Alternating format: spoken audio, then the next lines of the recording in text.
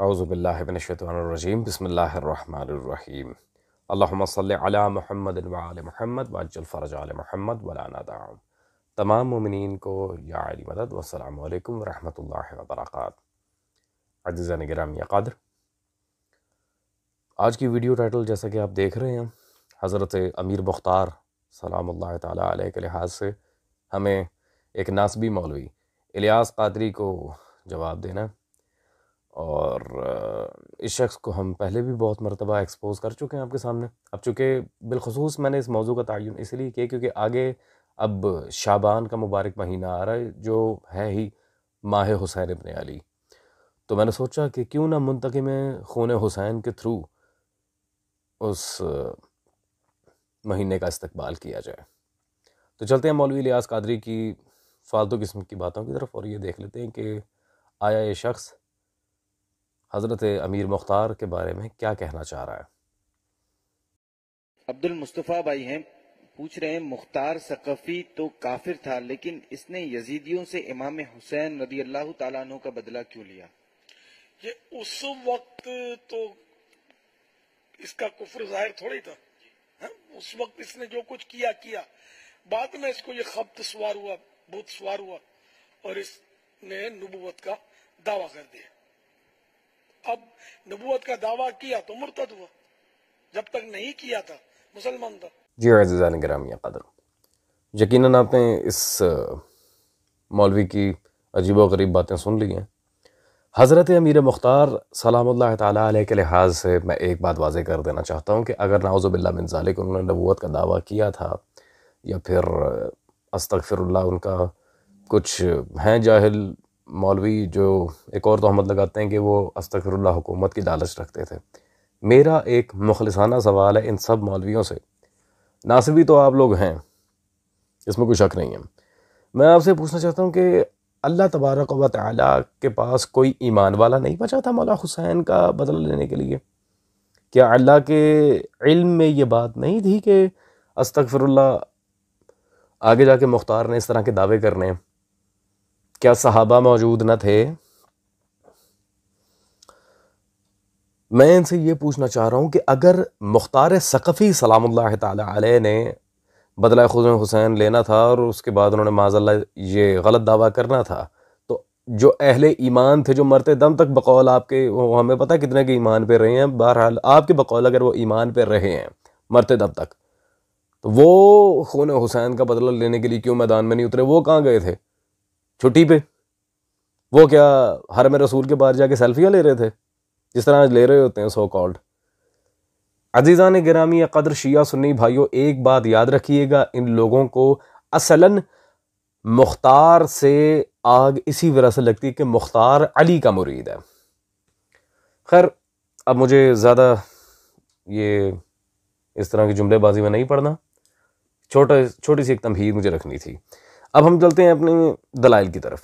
پہلی بات تو یہ ہے، مولوی الیاس قادری صاحب ہندوستان کے جو اصلی بریلی شریف کے بریلوی ہیں، مفتی اعظم ہند اختر رضا خان، ان کے فیضان نظر سے یہ کتاب میرے ہاتھ میں چھپی موجود ہے، فتنہ عطاریہ خارجیہ۔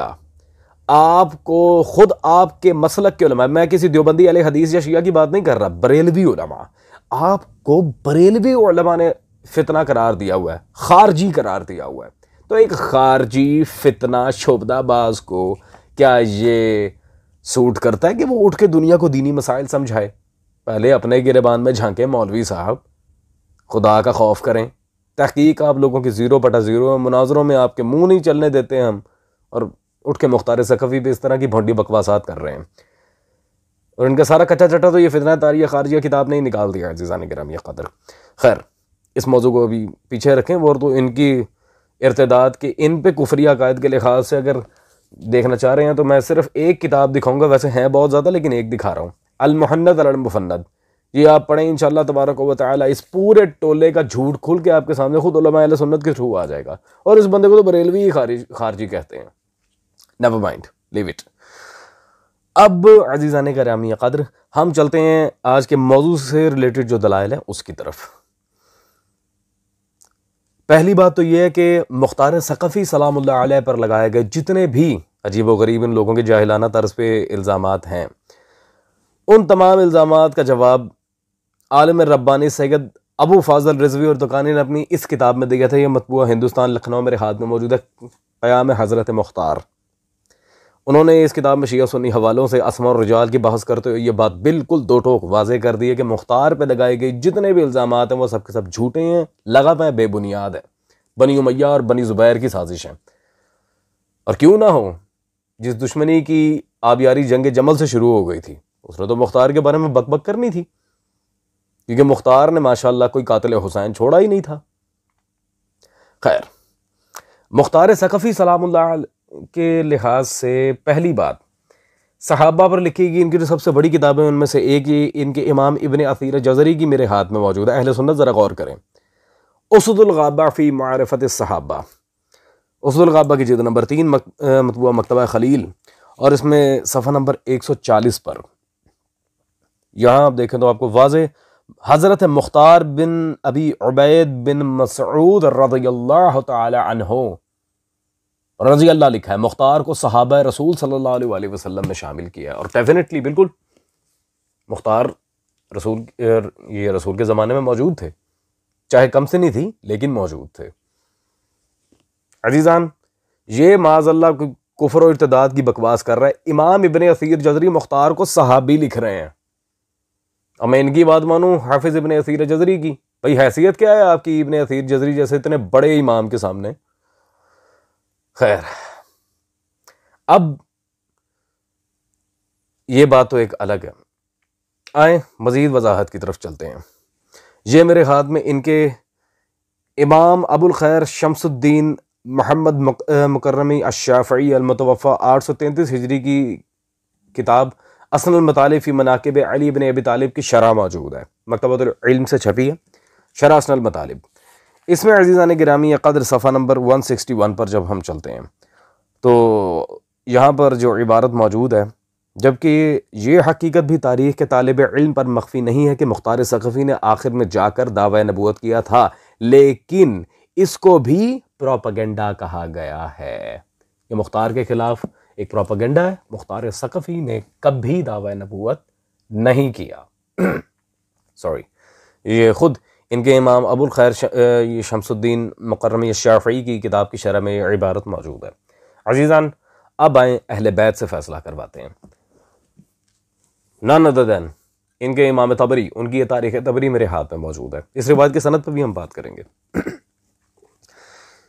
تاریخ طبری جلد نمبر 4 حصہ اول 368 368 نمبر صفحہ ہے اس کا۔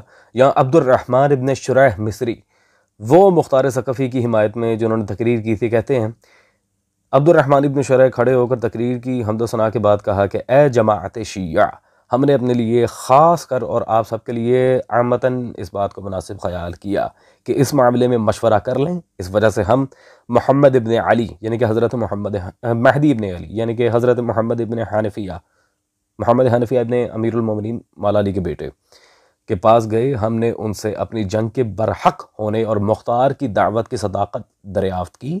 انہوں نے ہمیں حکم دیا کہ ہم خود مختار کی دعوت کو قبول کریں اور اس کی پوری طرح امداد و پشت پناہی کریں۔ اللہ اکبر۔ عزیزان، یہاں تو بات ہی واضح ہو گئی۔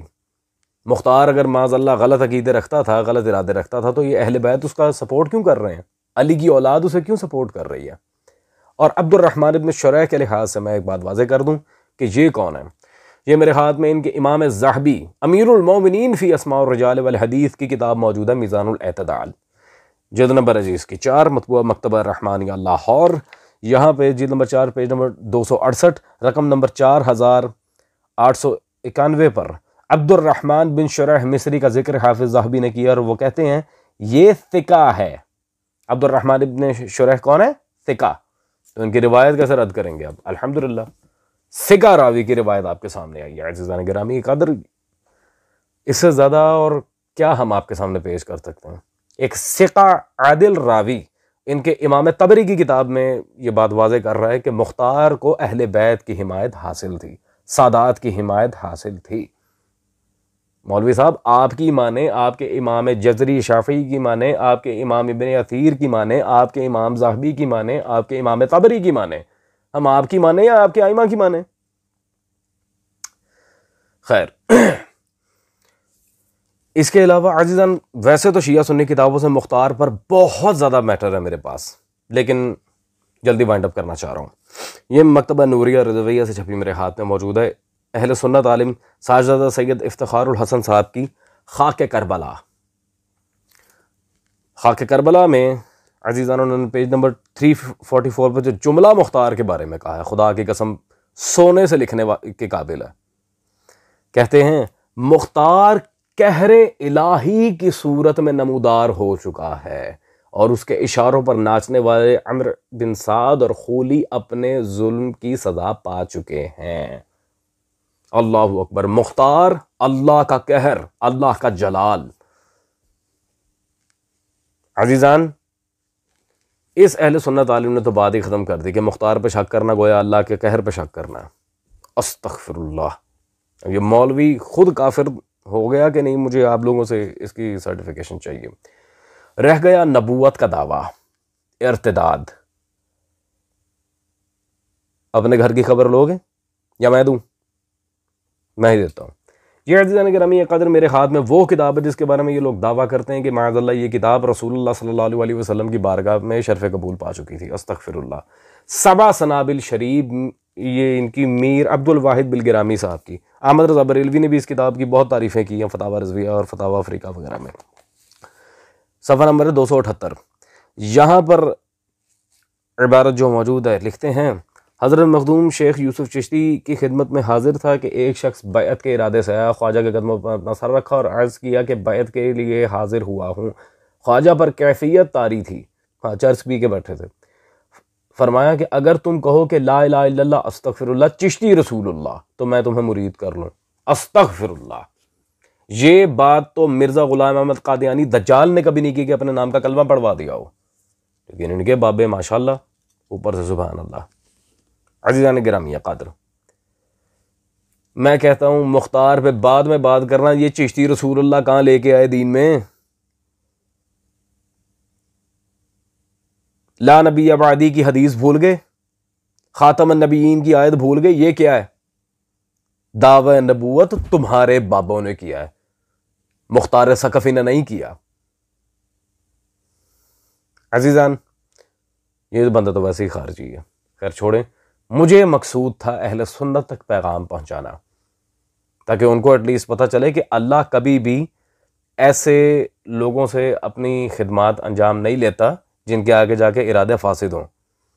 مختار ثقفی ہر جھوٹ سے مبرہ و منزہ تھے، ہیں، قیامت تک رہیں گے۔ وہ نہ صرف شیعوں کے، پورے عالم اسلام میں جو لوگ بیٹھے ہیں سب کے سر کے تاج ہیں۔ اسی کے ساتھ عزیزان خاص کر اہل سنت برادران مجھے اجازت دیں، انشاءاللہ we'll meet you in the next video. Till then take care, peace out، اللہ حافظ۔